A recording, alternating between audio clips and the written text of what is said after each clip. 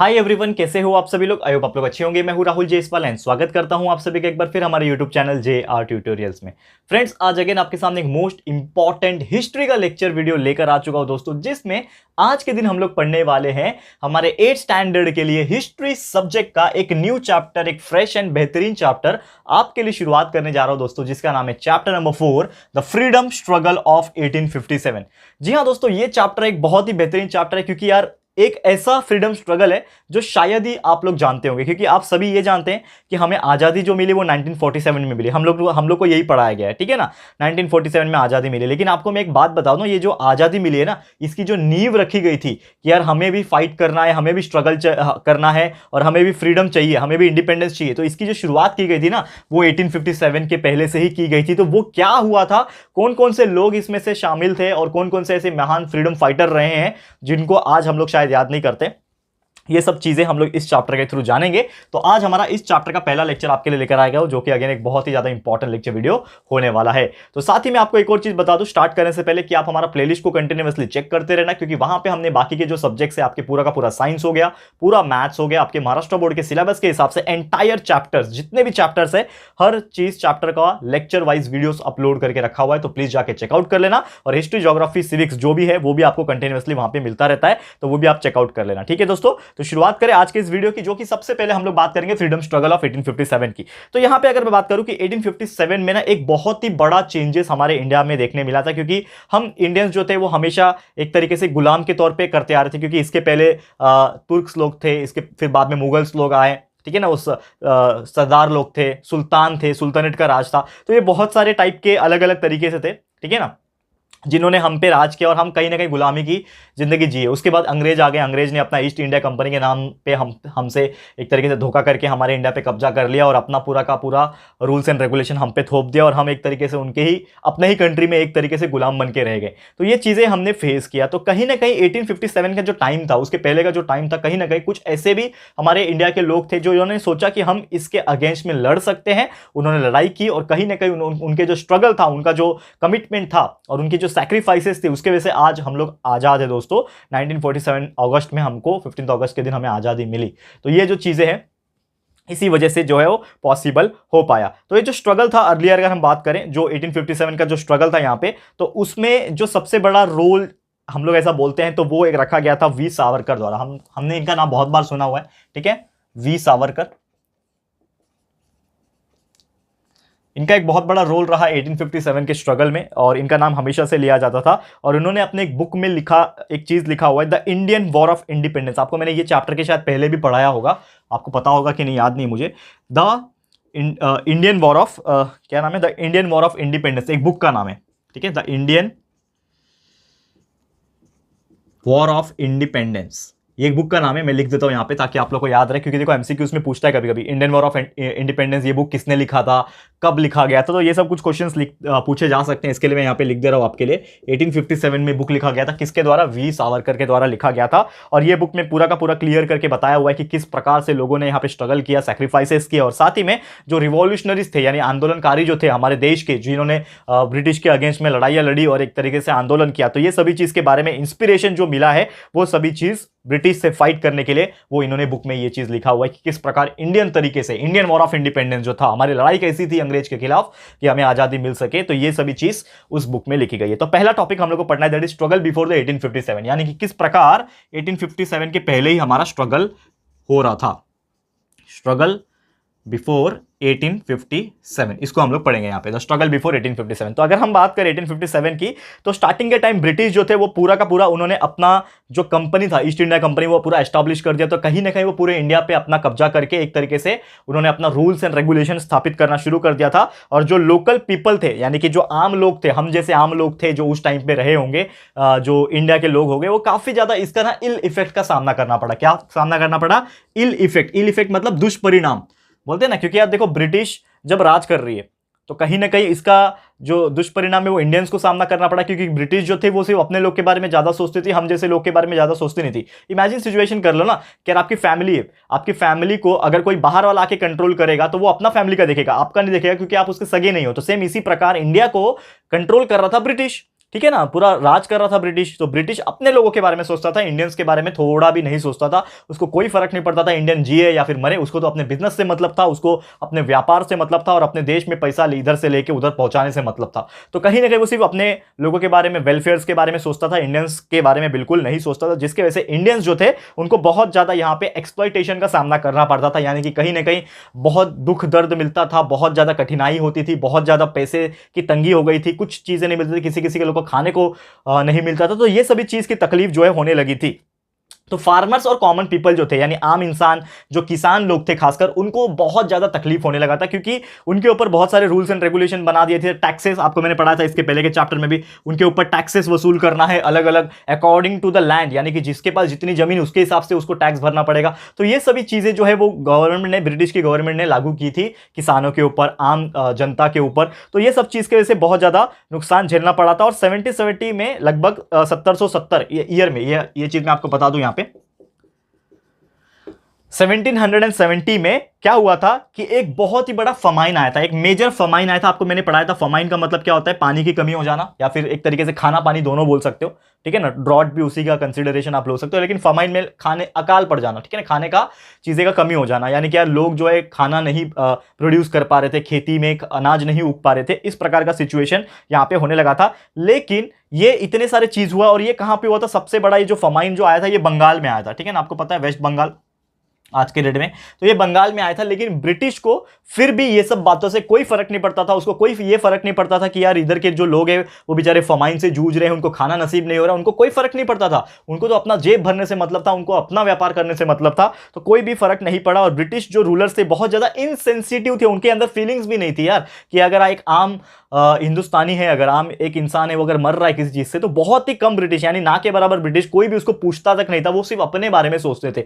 तो ये सभी चीजें जो है वो होने लगी थी धीरे धीरे करके। और लगभग 1763 से 1857 तक ये जो स्ट्रगल है ना, जो बंगाल के अंदर जो पीजेंट्स थे उनको ये बहुत ही ज्यादा दिक्कत का सामना करना पड़ा था। तो एक समय आया, कब की बात मैं बोल रहा हूं, फ्रॉम 1763 से लेके 1857 तक, देखो यहां पे 1763 से लेके 1857 तक यहां पे क्या हो गया, जो बंगाल के जो पीजेंट्स थे, जो लोग थे, उन्होंने पार्टिसिपेट किया in the rebellion led by सन्यासी फकीर। अब हमें तो आंदोलन करना पड़ेगा, क्योंकि अगर आप हमारे बारे में नहीं सोचोगे तो मेरे को तो आंदोलन करना पड़ेगा, ऐसा उनका मानना था। तो ये जो 1763 से 1857 तक का जो ईयर था दोस्तों, यहां पे जो भी बंगाल के जो लोग थे, जो पीजेंट्स लोग थे, उन्होंने क्या कर दिया, आंदोलन करना शुरू कर दिया और रिबेलियन को ज्वाइन कर लिया। यानी होते ना बागी हो जाना, बागी हो जाना, यानी कि कहीं ना कहीं हम अब आपके खिलाफ हो गए हैं, अब हम आपके अगेंस्ट में रिवॉल्यूशन लाएंगे, आपके लिए अगेंस्ट में फाइट करेंगे। तो जो कि ये रिबेलियन जो था उसको लीड कौन कर रहा था, जो व्यक्ति थे जो लीड कर रहे थे उनका नाम था सन्यासी फकीर, ठीक है। कौन लीड कर रहा था, सन्यासी फकीर नाम के जो व्यक्ति थे वो लीड कर रहे थे। और इसका जो लीड था, यानी रिबेलियन करने का जो लीड था, वो ये कर रहे थे। लेकिन बंगाल के जो पीजेंट्स लोग थे, इन्होंने उसको पूरा आके समर्थन दिया, पूरा सपोर्ट प्रोवाइड किया, ठीक है। तो इसी तरीके से बहुत सारे आंदोलन, बहुत सारे रिवोल्ट होने लगे, किसके अंदर, गुजरात में होने लगा, राजस्थान में होने लगा, महाराष्ट्र में होने लगा, साउथ इंडिया में होने लगा। एंड उनमें उमाजी नायक करके एक व्यक्ति थे, उन्होंने बहुत ज्यादा स्ट्रॉन्ग फाइट दी थी, ठीक है। क्या मैं बोल रहा हूं, कौन थे, उमाजी नायक। उसमें से उमाजी नायक एक व्यक्ति थे जिन्होंने बहुत ही ज्यादा स्ट्रॉन्ग रिवोल्ट किया, आंदोलन किया। एंड साथ ही में उन्होंने रामोशीस और जो लोकल के जो यूथ थे, क्योंकि देखो सबसे ज्यादा ताकत और सबसे ज्यादा एनर्जी किसके अंदर होता है, यूथ के अंदर होता है। जो जवान व्यक्ति होते हैं, लगभग 20 साल के, 25-30 साल के जो यूथ होते हैं ना, इनके अंदर बहुत ज्यादा ताकत होती है। और कहीं ना कहीं उन्होंने, उमाजी नायक ने उन लोगों को ही अपना साथ लेके और ये रिवोल्ट को अंजाम दिया, आंदोलन वगैरह करने लगे, ठीक है। तो ये उन्होंने एक चीज किया कि हम आपके अंदर, यानी कि जो ब्रिटिश गवर्नमेंट थी या फिर ब्रिटिश के जो लोग थे, उनके अंदर या फिर उसके खिलाफ जाकर रिवोल्ट करने लगे। और साथ ही में उन्होंने एक डिक्लेरेशन और ये किया कि, साथ ही में उन्होंने बोला और अपील किया कि हम ब्रिटिश को यहां पे हराएंगे और हमारे देश से ब्रिटिश को खदेड़ के भगाएंगे। ऐसा उन्होंने रिवोल्ट करना शुरुआत कर दिया और लोगों को यहां पे अपनी बातों से इन्फ्लुएंस करना शुरू कर दिया। क्योंकि देखो, अगर आप किसी की बातों से इन्फ्लुएंस नहीं होते तो आपके अंदर बहुत कम होगा कि आपके अंदर आ जाएगा। जैसे कि जब तक मैं आपको बोलूं ना कि यार बेटा पढ़ाई कर लो, क्योंकि यार बहुत स्कोप है आगे, ये सब चीज से ही आप अपनी लाइफ को बदल सकते हो। क्योंकि नॉर्मल बिना पढ़ाई का बहुत ही कम ऐसे व्यक्ति होते हैं जिनके पास कुछ अलग टैलेंट होता है, वो शायद आगे बढ़ पाते हैं। लेकिन यार हमारे पास तो अगर कुछ टैलेंट नहीं है तो हमारे पास सिर्फ एक ही जरिया है कि हम पढ़ के और पढ़ा के ही आगे बढ़ सकते हैं। तो ये चीज आपको ध्यान में रखना है। Education has the most able capability, most able capacity, कि वो आपका जो लाइफ लाइफ है वो चेंज कर सकता है, ये मेरे वर्ड्स को ध्यान में रखना। तो मैं आपको अभी क्या कर रहा हूं, मोटिवेट कर रहा हूं। तो सेम उसी प्रकार जो उमाजी नायक थे वो यूथ्स को ऐसे मोटिवेट करते थे और वो ब्रिटिश को कैसे भगाना है, ब्रिटिश के अगेंस्ट में कैसे काम करना है और गवर्नमेंट को कैसे ओवरथ्रो कर देना, ये सभी चीज के बारे में सोचते थे। और वहां पे उन्होंने बहुत सारे पीपल को इंस्पायर किया, जैसे कि पुणे में किया, सातारा में किया, अहमदनगर में किया, सोलापुर, नासिक, भोर, ये अलग अलग जगह पे जा जाके और उनके लोगों को अपने साथ जोड़ लिया और साथ ही में उनको बहुत ज्यादा इंस्पायर किया कि तभी के लोगों के अंदर क्या आने लगा, जोश आने लगा कि पहले के लोग सिर्फ दबके रहते थे और जो ब्रिटिश बोलेगा ये करना है तो हाँ में हाँ मिलाते थे, क्योंकि उनको डर लगता था कि ब्रिटिश हमें सजा ना दे, ब्रिटिश हमें मार ना दे। तो ये जो डर था वो डर उन्होंने उसके अंदर से निकाला और कैसे हमें ब्रिटिश को फाइट करना है, ब्रिटिश से लड़के उनको हरा के देश से बाहर फेंकना है, ये जो जुनून जो आया ना वो उन्होंने देशवासियों के अंदर अलग अलग जगह जाके डाला। फिर 1832 में क्या हुआ, उमाजी नायक को अरेस्ट कर दिया गया, क्योंकि यार ये जब वो काम कर रहे तो ब्रिटिश को ये बात हजम नहीं होगी। तो लगभग 1832 में दोस्तों, 1832 में, देखो शुरुआत कब हुआ था, 1763 से शुरुआत हो रहा है, लेकिन 1832 तक आते आते किसको, उमाजी नायक को अरेस्ट कर दिया गया और उनको क्या कर दिया गया, हैंग कर दिया गया। आपको पता ही है ब्रिटिश लोग और क्या कर सकते हैं, मार देते हैं सीधा, और उनके पास तो रूल्स एंड रेगुलेशन है, उनके पास कानून है, उनके पास कोर्ट है, उनके पास क्या क्या बोलूं क्या क्या नहीं है, ठीक है। तो उन्होंने क्या कर दिया, हैंग कर दिया, हैंग टिल डेथ। आपको पता है हैंग टिल डेथ का मतलब होता है फांसी की सजा।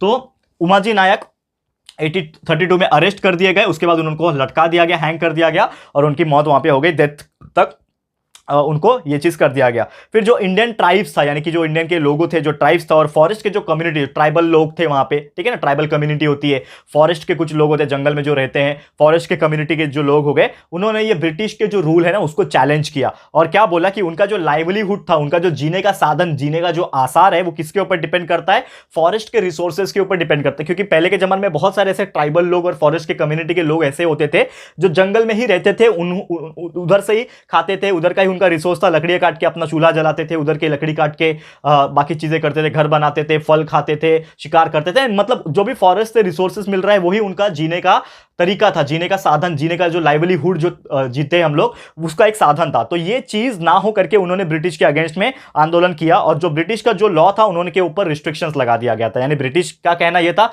कि भाई ये लॉ है, हम आपको इसका पालन करना पड़ेगा, नहीं तो आपको सजा मिलेगी। और कॉन्सिक्वेंटली अगर मैं बात करूं कि बिहार, फिर कोलम एरिया जो छोटा नागपुर में आता है, फिर gods of Orissa, Santhals of Bihar, इन्होंने भी ब्रिटिश के अगेंस्ट में फॉट किया, लड़ाइयां लड़ी। और साथ ही में जो गडकरीज थे कोल्हापुर के, फॉन्ड सावंत थे कोंकण के, इन्होंने भी ब्रिटिश को चैलेंज किया। ये जो नाम मैं बोल रहा हूं कंटिन्यूअसली, ये सब आपको बुक्स में देखने मिल जाएगा, बस आपको सुन के याद रख लेना और बुक्स को एक बार कंटिन्यूअसली रीड भी करते रहना है मेरे साथ साथ, तभी आपको समझ में आएगा, ठीक है ना। और साथ ही में ये सब चीज हुआ, लेकिन जैसे ही 1857 आया, 1857 के पहले की अगर मैं बात बताऊं, बिफोर द 1857, तो कुछ जमींदार थे और जो रॉयल क्लास के जो लोग थे ना, वो अलग अलग डिफरेंट टेरिटरीज से बिलोंग करते, अलग अलग जगह से बिलोंग करते थे। तो उन्होंने भी रिबेल कर दिया अगेंस्ट द ब्रिटिश, यानी ब्रिटिश के खिलाफ उन्होंने भी क्या कर दिया, आंदोलन कर दिया और बागी बन गए कि यार हमें कुछ तो करना पड़ेगा, नहीं तो ये ब्रिटिश एक ना एक दिन यार हमें बहुत भारी पड़ जाएंगे। तो इन्होंने ये जो चीज था वो करने लगा और आर्मी जो थे, ब्रिटिश ईस्ट इंडिया कंपनी जो थी, आपको पता है, तो उन्होंने एक तरीके से अपना आर्मी बिल्डअप कर दिया था, पूरा देश में उन्होंने आर्मी फैला के रखा था। लेकिन बहुत सारे आर्मी ऐसे थे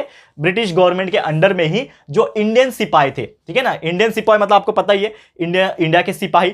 तो बहुत सारे ऐसे लोग थे, क्योंकि ब्रिटिश अभी कितना आदमी ला सकती है अपने देश से, तो बहुत सारे तो ऑलरेडी थे, लेकिन उनको पता था कि अगर मुझे इस देश में आर्मी बिल्डअप करना है, आर्मी को लगाना है, तो कहीं ना कहीं मुझे इस देश के लोगों से ही ज्वाइन करना पड़ेगा, आर्मी में भर्ती करना पड़ेगा। तो बहुत सारे जो आर्मी ऑफिसर्स थे, ऑफिसर नहीं बोलूंगा लेकिन सिपाही बोलूंगा, सिपाही मतलब क्या होता है, हम लोग बोलते हैं ना हवलदार टाइप, या फिर सिपाही हम लोग बोलते हैं, जो अगर मैं ऑफिसर हूं तो मैं सिपाही को आदेश दूंगा तू ये काम कर वो काम कर, तो वैसे टाइप के इंडियंस बहुत सारे थे। लेकिन एक फर्क ये था कि जो इंडियन सिपाही थे ना, उनको जो वेतन मिलता था, जो सैलरी मिलता था, जो पैसे उनको मिलते थे, वे बहुत ज्यादा कम थे, जो अलावेंस मिलते थे, सैलरी मिलते थे, वो बहुत कम थे as compare to British soldier. यानी कि ब्रिटिश जो थे बड़े चालू थे, वो सिर्फ अपने लोग, यानी कि जो उनके अंडर में जो ब्रिटिश वाले जो आर्मी लोग थे उनको ज्यादा पैसा देते थे, और वही पोजीशन में अगर कोई इंडियन रहेगा तो उसको बहुत कम पैसा देते थे। तो ये भेदभाव हमेशा से होता रहता था। तो 86 में क्या हो गया, वेलोर में, और 1824 में यहां पे बरकपुर में, ये देख लेना स्पेलिंग आप लोग टेक्स्ट बुक में। तो 1806 में वेलोर एंड 1824 में बैरक्सपुर में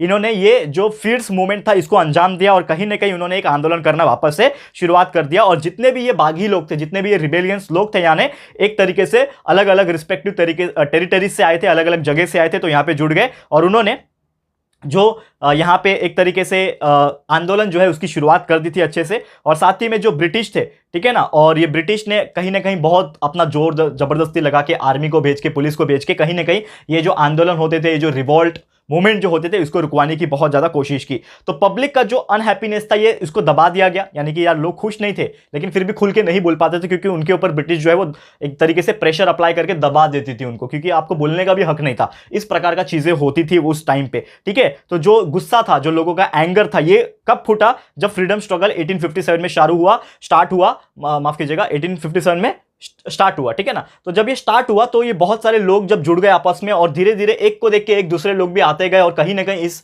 रिवॉल्यूशन का हिस्सा बनने लगे कि यार हमें तो अभी स्ट्रगल चाहिए। 1857 में ये जो चीजें हैं वो बहुत ज्यादा होने लगी, बहुत जोरों से ये सब चीजें जो है वो होने लगी। तो बहुत सारे प्लेसेस में रिवॉल्यूशन होने लगे, रिबेलियन होने लगे, बागी लोग आ गए, एंड एक जगह सब इकट्ठा होकर ब्रिटिश के अगेंस्ट में लड़ाई के लिए तैयार हो गए। और ये जो चीज था ना, ये बहुत सारे अलग अलग तरीके से जो क्लासेस होते थे, अलग अलग तरीके से जो लोग होते थे, कोई अमीर क्लास का, कोई गरीब क्लास का, जो दूसरे क्लास का, कोई ट्राइबल, कोई कम्युनिटी, अलग अलग टाइप के लोग होते थे, वो सभी लोग एक साथ इकट्ठा आके यहाँ पे, और ये जो ब्रिटिश थे उनके अगेंस्ट में यहाँ पे लड़ाई करने के लिए तैयार हो गए थे, और उनके आर्म रिबेलियन भी अपने आप में तैयार होने लगे थे, यानी कि एक तरीके से उनकी भी फौज आपस में एक तरीके से तैयार होने लगी। तो ये सभी चीज हो रहा था, कब हो रहा था? 1857 के स्ट्रगल में। लेकिन इसके बाद भी तो बहुत सारी चीजें हुई होगी, तो वो सभी चीज क्या हुई है, ये सभी चीज हम लोग डिस्कस करेंगे दोस्तों, कि क्या है अगला टॉपिक। अगर मैं बात करूं तो अगला टॉपिक है causes for the struggle in 1857, कि 1857 में जो स्ट्रगल हो रहा था, इसका मेन कॉज क्या है, ये हम लोग डिस्कस करेंगे। और साथ ही में क्या क्या इसके वजह से इकोनॉमिक कॉजेज हुआ, क्या सोशल कॉजेज हुआ,